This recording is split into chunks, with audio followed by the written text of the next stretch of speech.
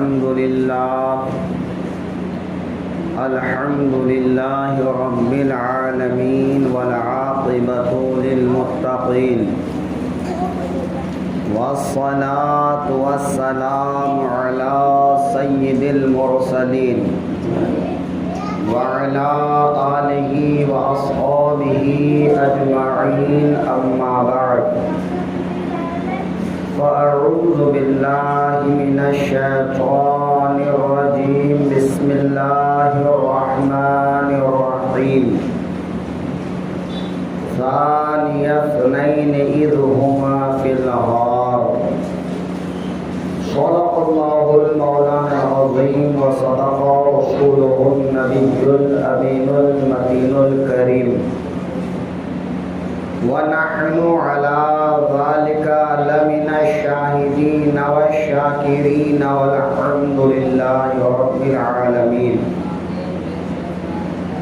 قرآن مقدس کی جس آیت کریمہ کی جز کی تلاوت کا شرف حاصل کیا، اس کی روشنی میں کچھ دیر گفتگو کرنے سے قبل گنبد خضرا کے جانب لو لگا کر آقائے دو جہاں سرور کون و مکان صلی اللہ علیہ وسلم کی بارگاہ میں درود و سلام کا نذرانہ محبت پیش کریں۔ اللہم صلی علی سیدنا و مولانا محمد بارک وسلم صلاۃ و سلاما علیک یا رسول اللہ صلی اللہ علیہ وآلہ وسلم۔ آج کی تقریر کا عنوان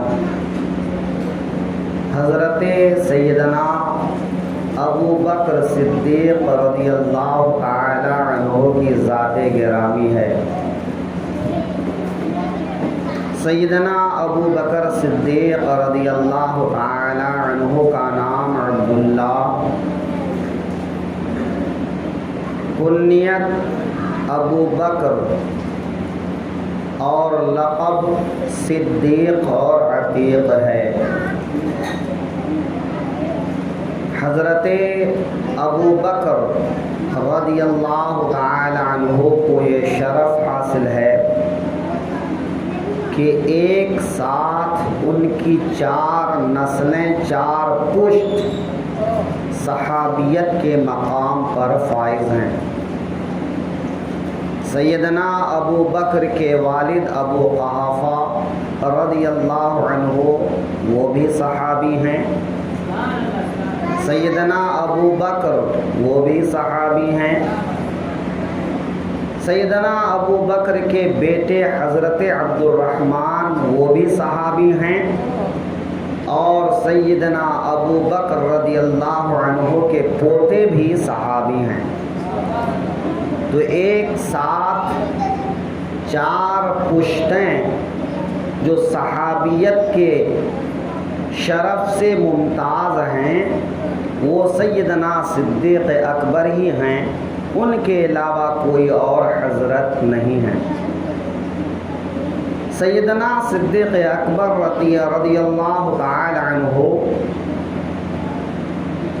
آقائے دو عالم صلی اللہ تعالی علیہ وسلم سے تقریباً 2.5 سال کے بعد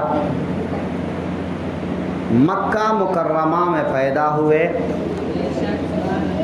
کہ واقعہ فیل کے تقریباً 2.5 سال کے بعد صدیق اکبر رضی اللہ عنہ پیدا ہوئے۔ بچپن سے ہی حضرت صدیق اکبر نیک دل، اعلیٰ کردار کے حامل اور بت پرستی سے دور آقائے دو عالم صلی اللہ علیہ وسلم کی سنگت اور دوستی میں مصروف اور بہت ساری خوبیوں کے ساتھ حضرت صدیق اکبر بچپن سے ہی متصف ہیں۔ سیدنا صدیق اکبر رضی اللہ تعالی عنہ ایمان لانے سے پہلے آقائے دو عالم صلی اللہ علیہ وسلم کے نبوت کا اعلان فرمانے سے پہلے صدیق اکبر حضور اقدس صلی اللہ علیہ وسلم کے دوست ہوا کرتے تھے۔ یعنی انسان فطری طور پر جیسا ہوتا ہے وہ اپنے دوست اپنے ساتھی ویسا ہی چنتا ہے۔ اس لیے آقائے دو عالم صلی اللہ علیہ وسلم جو دنیا میں سب سے زیادہ اعلیٰ کردار کے مالک ہیں، اعلیٰ اخلاق کے مالک ہیں، آپ نے جن لوگوں کو اپنی دوستی کے لیے پسند فرمایا ان میں صدیق اکبر رضی اللہ عنہ بھی ہیں۔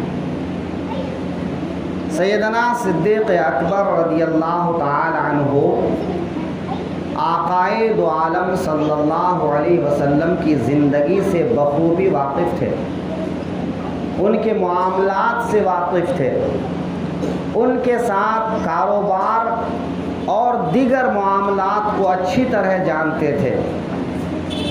لہٰذا جب آقائے دو عالم صلی اللہ علیہ وسلم نے مکۃ المکرمہ میں نبوت کا اعلان فرمایا تو صدیق اکبر اس وقت مکہ میں موجود نہیں تھے، ملک شام میں تجارت کی غرض سے گئے ہوئے تھے، اور سیدنا صدیق اکبر رضی اللہ عنہ نے ایک خواب دیکھا، اور اس خواب کی تعبیر جب ان کو بحیرہ راہب نے بتایا تو حضرت ابو بکر ملک شام سے واپس تشریف لائے۔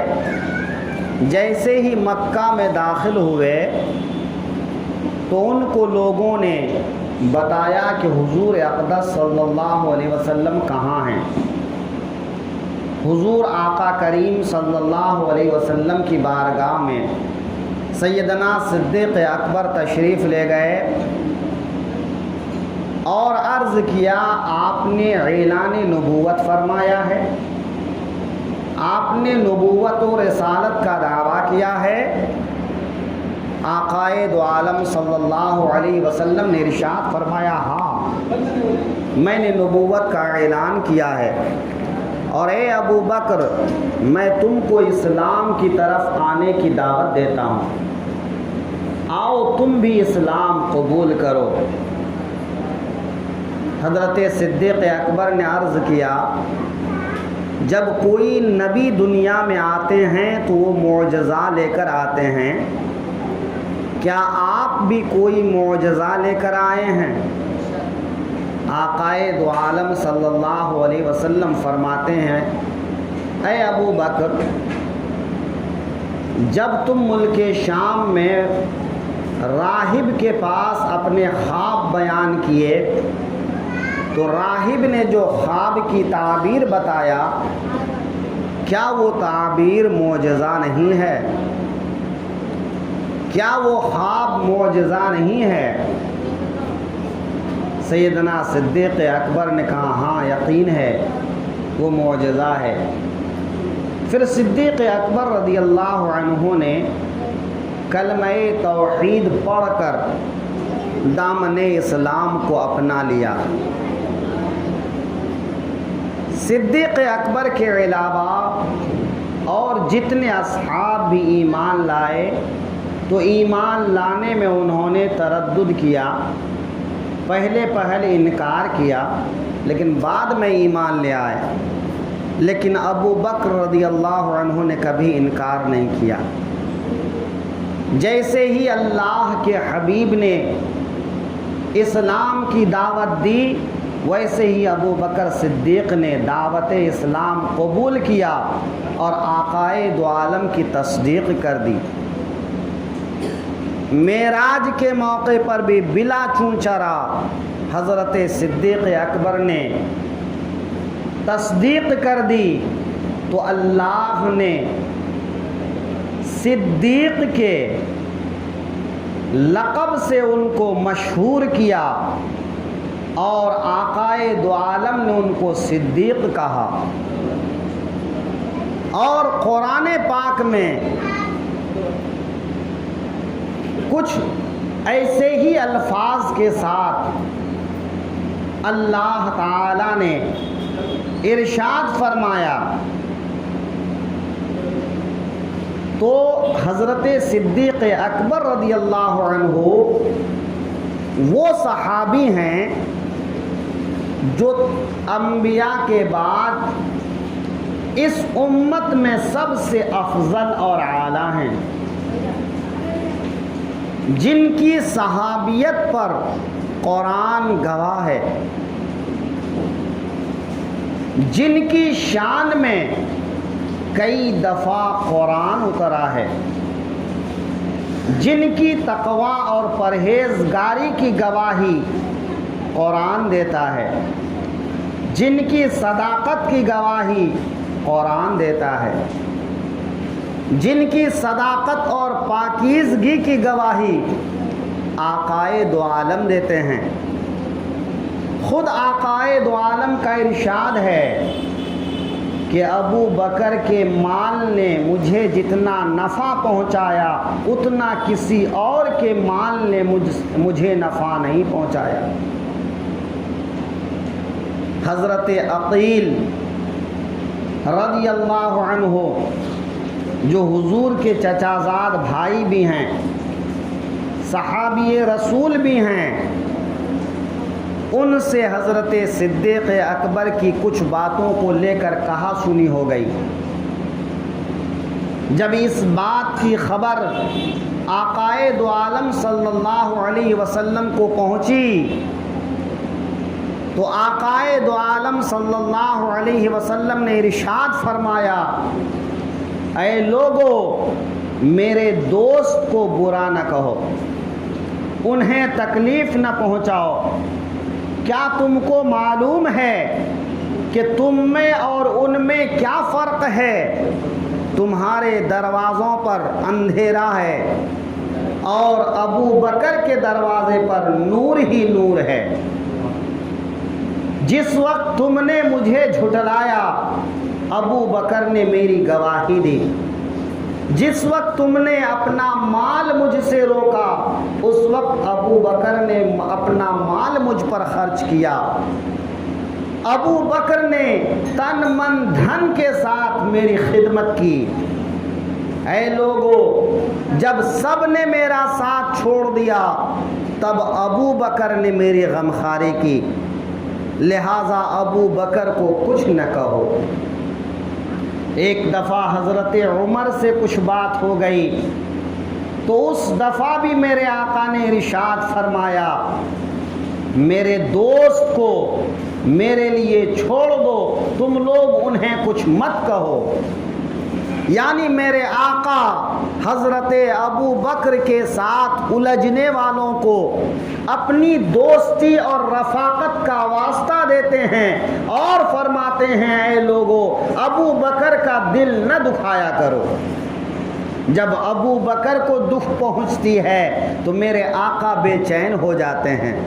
میرے آقا صلی اللہ علیہ وسلم اپنے رشتہ داروں سے، عامت المسلمین سے فرماتے ہیں، ابو بکر کو میرے لیے کچھ مت کہو۔ یعنی اگر تم مجھے مانتے ہو تو پھر ابو بکر کو کچھ نہ کہو، وہ میرا دوست ہے، وہ میرا رفیق ہے، وہ میرا یار غار ہے۔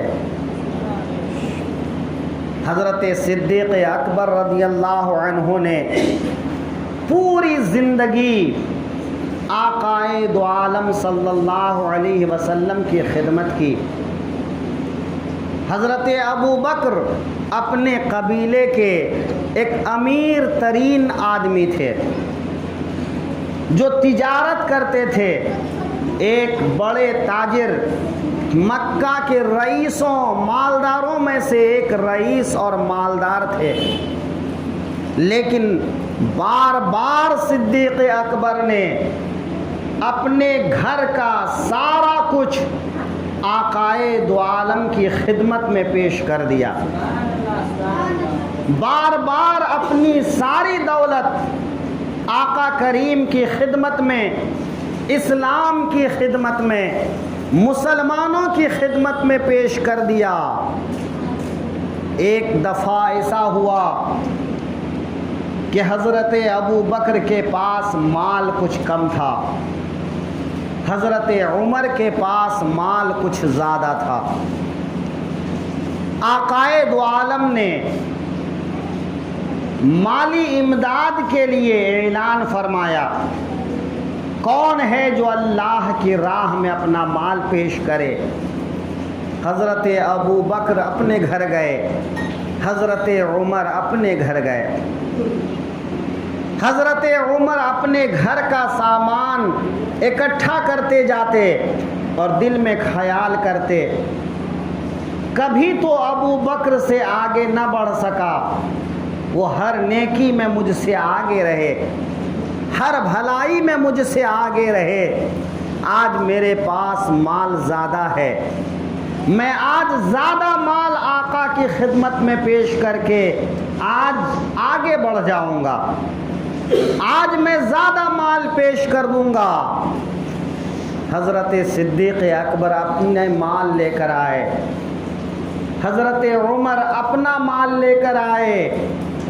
حضرت عمر رضی اللہ عنہ نے آقا کی خدمت میں مال پیش کیا، حضور یہ میری طرف سے مسلمانوں کے لیے ہدیہ ہے۔ آقا کریم صلی اللہ علیہ وسلم نے فرمایا، اے عمر اتنا سارا مال لائے ہو، اپنے بال بچوں کے لیے تم نے کیا رکھا؟ سارا کچھ اپنے لیے یہاں لے آئے ہو یا اپنے بال بچوں کے لیے بھی کچھ رکھا؟ تو صدر سیدنا عمر کہتے ہیں، یا رسول اللہ میں نے اپنے گھر کے سارے سامان کو 2 حصے میں بانٹا، ہر چیز کو 2 حصے میں بانٹا، آدھا سامان میں نے اپنے گھر والوں کے لیے چھوڑا اور آدھا سامان میں نے آپ کی خدمت میں پیش کر دیا۔ یا رسول اللہ میں نے اپنی جائیداد میں سے آدھی جائیداد آپ کی خدمت میں پیش کر دیا ہے۔ آقا کریم حضرت صدیق اکبر کی طرف مخاطب ہوئے، فرمانے لگے، ابو بکر تو نے مسلمانوں کے لیے کیا خدمت کیا اور اپنے گھر والوں کے لیے کیا رکھا؟ تو سیدنا صدیق اکبر عرض کرتے ہیں، یا رسول اللہ میرے گھر میں جو کچھ بھی تھا میں نے اپنا سارا مال مسلمانوں کے لیے آپ کی خدمت میں رکھ دیا ہے۔ اے میرے آقا میں نے گھر کا سارا سامان اٹھا لایا ہے۔ میرے آقا فرماتے ہیں، ابو بکر اپنے گھر والوں کے لیے کیا چھوڑا؟ سارا سامان یہاں لے آئے تو گھر والوں کے لیے کیا رکھا؟ تو حضرت ابو بکر عرض کرتے ہیں، یا رسول اللہ میرے اور میرے گھر والوں کے لیے اللہ اور اس کا رسول کافی ہے، اللہ اور اس کا رسول کافی ہے۔ یا رسول اللہ میں نے اپنے گھر والوں کے لیے اللہ اور اس کے حبیب کو چھوڑ رکھا ہے، وہی میرے لیے کافی ہیں، مجھے مال کی حاجت نہیں، اللہ رسول مل گئے تو مال پھر مل جائے گا۔ حضرت عمر رضی اللہ عنہ نے جب یہ جواب سنا تو فرمایا، میں ابو بکر سے کبھی آگے نہیں بڑھ سکتا۔ عمر ابو بکر سے آگے کبھی نہیں جا سکتے۔ یہ اعتراف کرنا بڑی بات ہے۔ آپس میں لوگ ایک دوسرے کو کبھی بڑا نہیں کہتے، دوست کو بڑا نہیں سمجھتا۔ ایک زمانے میں 2 آدمی ایک جیسا ہو تو کوئی کسی کو بڑا نہیں سمجھتا، وہ خود کو بڑا سمجھتا ہے۔ لیکن صحابہ کرام اور پھر آقا کی بارگاہ میں جو عظیم دو صحابی ہیں، ان میں سے حضرت عمر کہتے ہیں میں ابو بکر سے آگے کبھی نہیں جا سکتا، انہوں نے جو خدمات پیش کیے ہیں وہ خدمات لازوال خدمات ہیں۔ حضرت ابو بکر صدیق رضی اللہ عنہ اپنے کرتے کے بٹن تک کے مسلمانوں کے خدمت کے لیے پیش کر دیا، اور بٹن کی جگہ پر کانٹے لگا لیے، ببول کے کانٹوں سے اپنے کرتے میں بٹن کی جگہ پہ بند کیا۔ آقا کریم ارشاد فرماتے ہیں ابو بکر ذرا بتاؤ تو صحیح، ایک دن وہ تھا جب تم مکہ کے سردار ہوا کرتے تھے، مکہ کے رئیسوں میں سے ایک ہوا کرتے تھے، مکہ کے مالداروں میں سے ایک ہوا کرتے تھے، اور آج حال یہ ہے کہ تمہارے کرتے میں بٹن تک نہیں ہے، ببول کے کانٹے لگے ہوئے ہیں۔ بتاؤ وہ دن کیسا تھا اور آج کا دن کیسا ہے؟ تو حضرت ابو بکر عرض کرتے ہیں یا رسول اللہ، تب میرے پاس دولت تھی لیکن اللہ اور اس کے رسول نہیں تھے، آج میرے کرتے میں ببول کے کانٹے لگے ہیں لیکن آج میرے پاس اللہ اور اس کے رسول ہیں۔ یا رسول اللہ، میں آپ اور آپ کے رب کی خدمت کرتے ہوئے آج بہت زیادہ خوش ہوں۔